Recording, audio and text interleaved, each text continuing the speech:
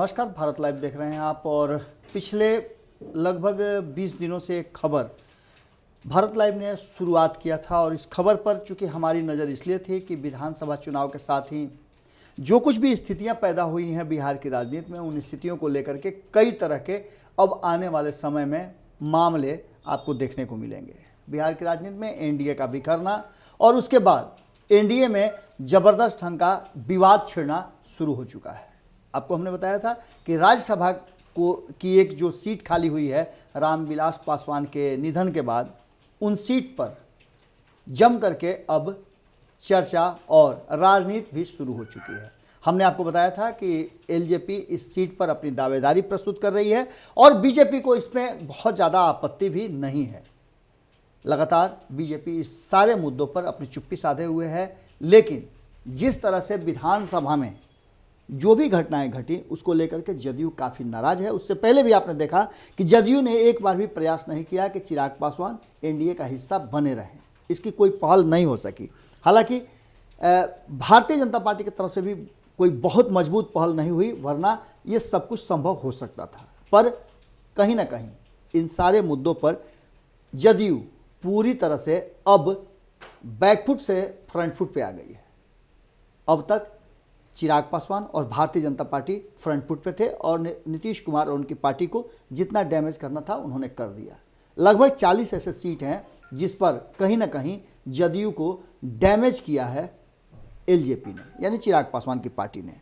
अब इन सब मुद्दों को लेकर के राज्यसभा की एकमात्र सीट पर रीना पासवान के उम्मीदवारी को लेकर के जो चर्चाएं चल रही थी, उन चर्चाओं पर स्पष्ट कर दिया है अपना मंसूबा जदयू ने। जदयू का साफ कहना है कि वो रीना पासवान का किसी भी सूरत में मदद या फिर साथ देने के लिए तैयार नहीं है।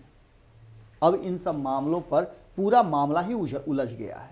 जैसा कि आप सभी जानते हैं कि रीना पासवान की उम्मीदवारी लगभग तय मानी जा रही थी, चूंकि भारतीय जनता पार्टी की चुप्पी इस बात को, चुप्पी का मतलब होता है मौनम स्वीकार्य लक्षणम, लेकिन कहीं ना कहीं अब यह मामला जदयू बनाम एलजेपी एक अलग लेवल में आ गया है और भारतीय जनता पार्टी इन सबको देख करके आराम से चुपचाप बैठी हुई है। इसका फायदा कहीं ना कहीं आपको पता है कि दो की लड़ाई में तीसरे को फायदा हो जाता है, यह आपने कई कहानियों में सुना होगा। आपको पता है कि जिस तरह से ये पूरा मामला, पूरा एपिसोड चला विधानसभा से लेकर के अब तक, इसमें एलजेपी और जेडीयू के बीच में 36 का आंकड़ा हो गया है। जदयू के ये कहने के बाद कि वो एलजेपी के उम्मीदवार का कोई भी समर्थन नहीं करेगा, मामला उलझ गया है। आपको पता है कि नामांकन के समय 4 प्रस्तावकों की जरूरत पड़ती है और एलजेपी के हिस्से में सिर्फ 1 सीट आई है। ऐसे में एलजेपी के लिए यह राह बड़ी मुश्किल हो गई है। अब इसका सीधा सा फायदा आपको नजर आ रहा होगा कि भारतीय जनता पार्टी को मिलता नजर आ रहा है। अगर दोनों के बीच में झगड़ा होगा तो सुलह करने के लिए कहीं ना कहीं भारतीय जनता पार्टी इस सीट पर अपना पुनः आधिपत्य कर लेगी। आपको पता है कि यह सीट जो खाली हुई थी वो रविशंकर प्रसाद के लोकसभा जीतने के कारण खाली हुई थी और यह सीट आपको पता है कि रामविलास पासवान को दी गई थी। आकस्मिक निधन के बाद इस सीट पर किसकी उम्मीदवारी होगी, ये बातें विधानसभा चुनाव से पहले तक कोई नहीं जानता था, क्योंकि तब तक तो वो थे ही। लेकिन जैसे ही उनकी मृत्यु हुई उसके बाद से विधानसभा चुनाव के बीच से ही ये चर्चाएं शुरू हो गई और इन चर्चाओं में रीना पासवान का नाम आगे आया। हमने भी खबरों के माध्यम से और एलजेपी सूत्रों से जो जानकारी हमें मिली थी उसके आधार पर हमने आपको बताया था। अब स्थिति यह है कि यह सीट किसको जाएगी। हालांकि कई तरह से भारतीय जनता पार्टी को ये बात एहसास कराने का प्रयास जदयू ने किया है।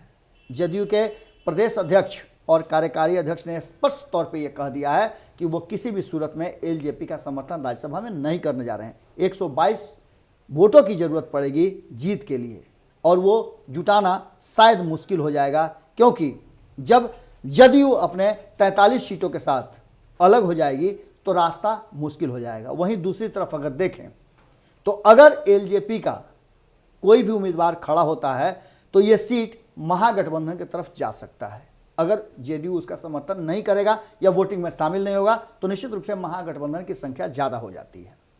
देखने वाली बात होगी कि इस पूरे मुद्दे पर क्या कुछ होता है, कारण कि अब ये सीट कहीं ना कहीं एलजेपी के हाथ से निकलती हुई नजर आ रही है। हालांकि जदयू के खाते में भी ये सीट नहीं जाएगी, क्योंकि वैसी स्थिति में भारतीय जनता पार्टी के लिए दो तरह की बातें हो जाएगी, सांप छुछुंदर वाली स्थिति हो जाएगी।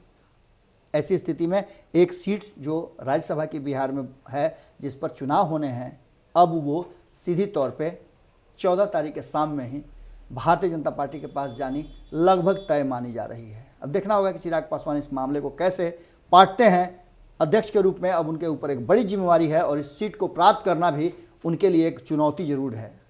देखना होगा कि इस पूरे मामले पर क्या कुछ होता है, लेकिन तत्काल जिस तरह का जदयू ने स्टैंड लिया है वो कहीं ना कहीं चिराग पासवान के नहले पे दहला जरूर है। जुड़े रहें भारत लाइव के साथ, खबरों का सिलसिला लगातार जारी है। नमस्कार।